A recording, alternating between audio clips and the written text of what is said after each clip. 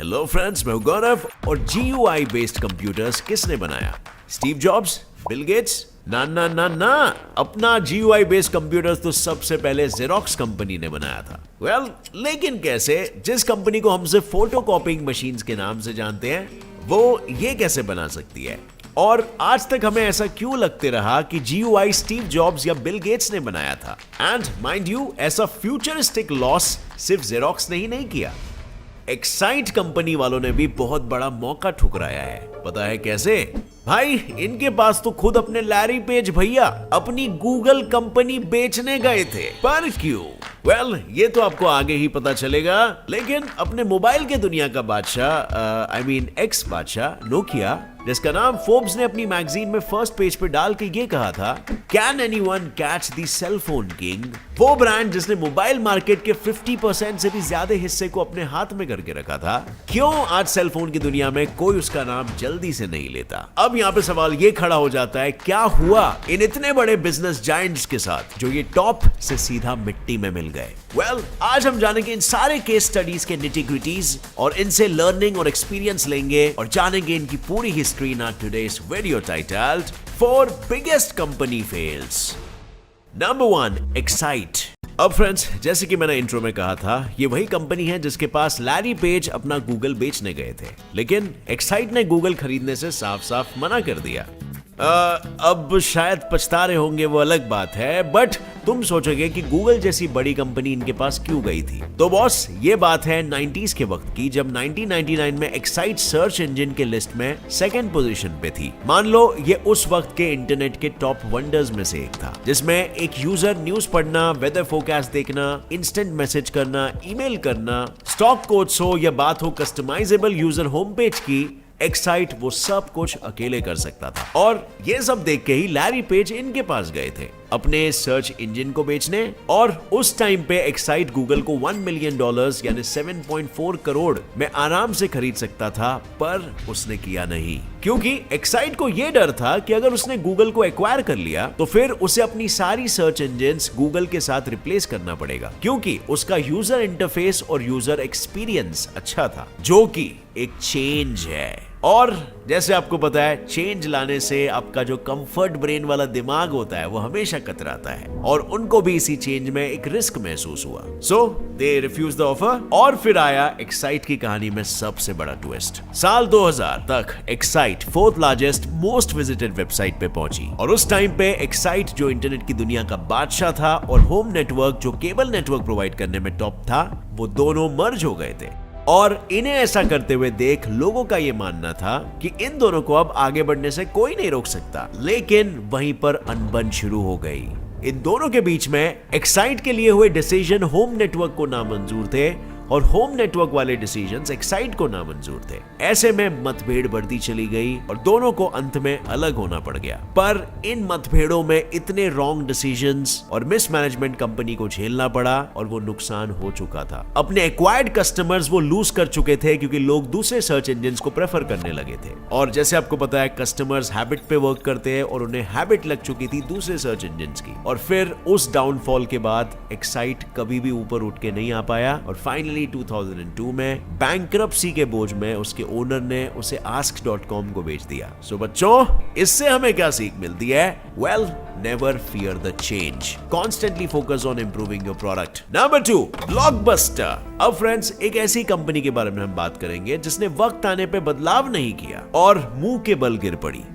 यहाँ पर मैं बात कर रहा हूँ ब्लॉकबस्टर की, जो one of the largest video rental retailers थी, जिसको लगा Netflix isn't worth collaborating with, और उन्होंने उनके ऑफर को ठुकरा दिया। सीडीज और डीवीडीज की दुनिया पर राज करने वाली ये कंपनी ब्लॉकबस्टर के दुनिया भर में 9,000 से भी ज्यादा वीडियो रेंटल स्टोर्स, 84,300 एम्प्लॉइज और 65 मिलियन रजिस्टर्ड कस्टमर्स थे। इन नंबर्स के सामने कंपैरिजन करें तो मानो नेटफ्लिक्स ऑनलाइन वर्ल्ड में एक छोटी सी कंपनी के अलावा और कुछ भी नहीं थी। और इसीलिए जब शुरुआत में नेटफ्लिक्स कोलैबोरेशन के लिए इनके पास गए, ब्लॉकबस्टर उनको आराम से सस्ते में खरीद के इन्हें इन स्टोर कंपोनेंट बना सकता था, पर उन्होंने ऐसा नहीं किया। उन्होंने नेटफ्लिक्स के ऑफर को रिजेक्ट कर दिया, क्योंकि blockbuster customers are the king में नहीं विश्वास करता था। वो ये मानता था कि वी आर द किंग। नहीं समझे?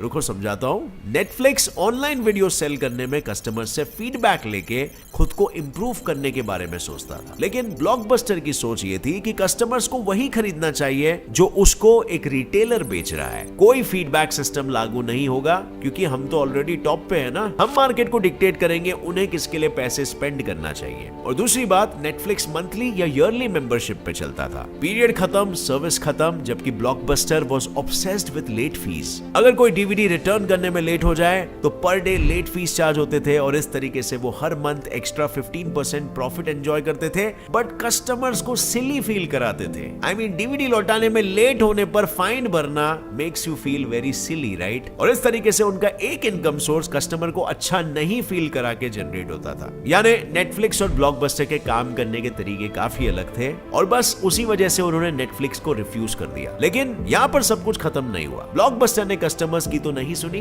पर अपने ही डेवलपमेंट टीम की भी नहीं सुनी। और हम यहाँ पर ये कह सकते हैं कि ब्लॉकबस्टर का ये आखिरी कदम था अपनी बर्बादी की ओर। उनकी डेवलपमेंट टीम ने फ्यूचर में ऑनलाइन वीडियो सेलिंग का अंदाजा लगा लिया था, जिसके बारे में उन्होंने उनके सुपीरियर्स को कहा, पर उस पे कोई एक्शन या चेंजेस नहीं लिए गए। वक्त गुजरता गया और इंटरनेट वर्ल्ड आ चुका। जहां दुनिया चेंजेस को अपना रही थी, वहीं पर ब्लॉकबस्टर अपने ओल्ड ट्रेडिशन के हिसाब से सीडीज और डीवीडीज बेचने पे जोर लगा रहे थे। और तब सिर्फ नेटफ्लिक्स ही नहीं बल्कि टेक्नो जायंट्स जैसे एप्पल और अमेज़न भी उसको तगड़ी कंपटीशन दे रहे थे। इन लोगों ने ऑनलाइन वीडियोस बेचने से लेकर केबल सब्सक्रिप्शन सर्विसेज चालू कर दिए थे, जिसमें लोगों को कोई एक्स्ट्रा डीले फीस नहीं भरनी पड़ती थी। और इन कंपनीज ने मार्केट इतना खा लिया था कि most of the customers already switch हो चुके थे और अब की बार ब्लॉकबस्टर को लेट फीस भरना पड़ गया। और वो लेट फीस अल्टीमेटली ब्लॉकबस्टर को भारी पड़ गया। 2010 के एंड में ब्लॉकबस्टर कुडंट सर्वाइव और बैंकरप्सी के बोझ में डूब के वो पूरी कंपनी बंद हो गई। दूसरी तरफ अगर आप नेटफ्लिक्स के ग्राफ को देखोगे कि वो किस तरह ग्रोथ हासिल कर पाया है, तो भाई देख ही लो। अगर आपने नेटफ्लिक्स में 2008 में इन्वेस्ट किया होता सिर्फ 10,000 रुपए, आज आपके उस 10,000 रुपए की कीमत कितनी होती पता है? Well 45 lakh rupees. यानी उस 10,000 रुपए में आप एक फ्लैट खरीद पाते, बस सिर्फ आपको पैसों को लॉन्ग टर्म तक होल्ड करके रखना पड़ा। अब फ्रेंड्स, आप एग्जैक्टली यही चीज कर सकते हो एक ऐप में, जिसके बारे में आज मैं आपको बताने वाला हूं। ऐप का नाम है फिनिटी। यहाँ पर 5,000 से भी ज्यादा डायरेक्ट म्यूचुअल फंड्स है और 42 से भी ज्यादा एसेट मैनेजमेंट कंपनीज है। इस ऐप में आप एक सर्विस यूज कर सकते हो जिसे कहते हैं पैसिव इन्वेस्टमेंट स्ट्रेटेजी, जहां पर आपको डे टू डे बेसिस पे देखना नहीं पड़ेगा कि मार्केट का क्या कंडीशन है, बल्कि आप निश्चिंत होकर 5 सालों के लिए अपने पैसे को छोड़ सकते हो। और फिर जब अच्छा खासा ग्रो हो चुका होगा तो आप पैसे तुरंत विड्रॉ कर सकते हो। यहाँ पर आपको फीचर्स मिलते हैं जैसे निफ्टी बैकर्स जो निफ्टी का इंडेक्स है, सेंसेक्स बैकर्स जो सेंसेक्स का इंडेक्स है, ग्लोबल इंडेक्स जो आपको ग्लोबल कंपनीज में भी इन्वेस्ट करने देता है। सो आप नेटफ्लिक्स जैसे कंपनीज में भी इन्वेस्ट कर सकते हो। और यहाँ पर आपको काफी सारे ट्रैकिंग फीचर्स भी मिलते हैं और जिस भी कंपनी में आप इन्वेस्ट कर रहे हो उसकी पूरी परफॉर्मेंस हिस्ट्री मिलती है। यहां तक कि आपको आपके फंड मैनेजर का भी परफॉर्मेंस हिस्ट्री मिल जाता है कि वो आपका किस रेट में प्रॉफिट करा रहा है। और अगर इतना सारा डेटा आपको मिल जाता है तो आप डिसीजंस भी बेहतर ले पाते हो। और इसीलिए friends, Finity long term investment strategy के लिए बेस्ट है। अभी click on the link in the description and register on this app now. Number 3, Nokia.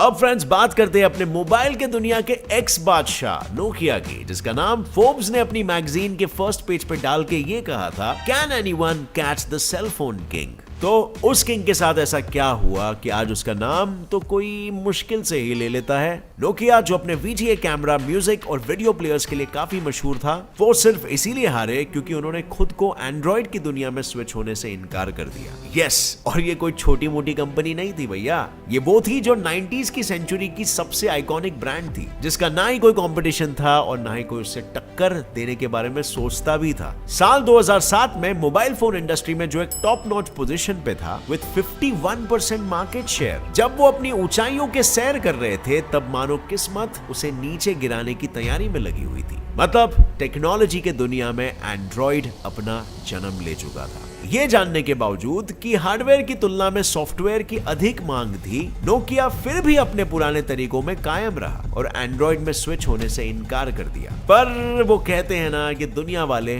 और कस्टमर्स किसी के सगे नहीं होते, और बस वही हुआ उनके साथ। जल्द ही उनके कस्टमर्स ने एंड्रॉइड और एप्पल को अपना लिया, नोकिया को भुलाकर। वो नोकिया जिसे ऐसा लगता था कि उसके कंपटीशन में कोई और नहीं उतर सकता, वहीं पर सैमसंग, HTC, एप्पल जैसे ढेर सारी कंपनीज मार्केट में उतर गई और सबका दिल जीतने लगी। और इसी दौरान नोकिया में इंटरनल इश्यूज चल रहे थे। उनके ही चीफ डिजाइनर एलिस्टेयर कर्टिस ने खुद कहा था कि we are spending more time fighting politics than doing design. So ये जायज था कि इतने मतभेड़ में डिसीजन मेकिंग स्लो हो गई, और जब तक डिसीजंस नहीं होंगे तो तब तक चेंजेस या इनोवेशंस की शुरुआत नहीं होगी। और फिर अंत में जब नोकिया को कोई और रास्ता नहीं दिख रहा था, तब उन्होंने सोचा कि अब माइक्रोसॉफ्ट ही उनका सहारा बन सकता है। और साल 2011 में नोकिया ने माइक्रोसॉफ्ट के साथ अपनी पार्टनरशिप डिक्लेयर कर दी। उन्होंने विंडोज स्मार्टफोन बनाए, पर अफसोस वो भी चले नहीं, क्योंकि विंडोज स्टोर पे एप्लीकेशंस की कमी थी। और कमी से मेरा मतलब है उसमें यूट्यूब और इंस्टाग्राम ये एप्लीकेशंस थे ही नहीं। अब जाहिर सी बात है, आप ही समझ चुके होंगे ये सेलफोन चले क्यों नहीं। और फिर होना क्या था, फेलियर पे फेलियर हो रहे थे। नोकिया कंटिन्यूअसली पैसे लूज कर रहा था, बस बैंकरप्ट होने की ही कगार पर था। और तब माइक्रोसॉफ्ट ने उन्हें 2013 के ईयर में $7.2 बिलियन में खरीद लिया, और ऐसे Nokia the most iconic brand धूल में मिल गया। Number 4, xerox Alto. अब फ्रेंड्स, अगर आपको अभी भी ये लगता है कि जेरोक्स फोटोकॉपिंग मशीन्स बनाने के अलावा कुछ भी नहीं करती, तो भैया आप गलत हो, क्योंकि जेरोक्स ही वो कंपनी है जिसने दुनिया को सबसे पहला GUI बेस्ड कंप्यूटर बना के दिया। हालांकि उस वक्त जेरोक्स को भनक तक नहीं थी कि उसके हाथों में one of the most excellent 20th century device and software मौजूद है, पर उसकी कीमत तो भविष्य ने ही बताई। और ये डिवाइस उनके हाथों में 1 मार्च 1973 में ही आ गई थी। यानी कि GUI मास मशीन्स मार्केट में जब एंटर की, उसके 10 साल पहले से ही मौजूद थी। जब GUI जेरोक्स के सुपीरियर्स को एक मीटिंग में दिखाया गया, तब उनको ये समझ ही नहीं आया कि GUI क्या था। मीटिंग में बैठे सभी लोगों ने इस प्रोजेक्ट को हंसते हुए नकार दिया, और वहां पर सुपीरियर्स और इन्वेंटर्स के बीच एक डिबेट हुई। And at the end xerox ने शर्त रखी कि कम इन्वेस्टमेंट में ये प्रोडक्शन खत्म कर दे, जो PARC the inventors of GUI ने स्वीकार कर लिया। और फिर जब इसकी टेस्टिंग चालू हुई तो PARC की नजर एप्पल पे गई, जो कि उस वक्त महज एक स्टार्टअप था। तो उन्हें लगा कि वो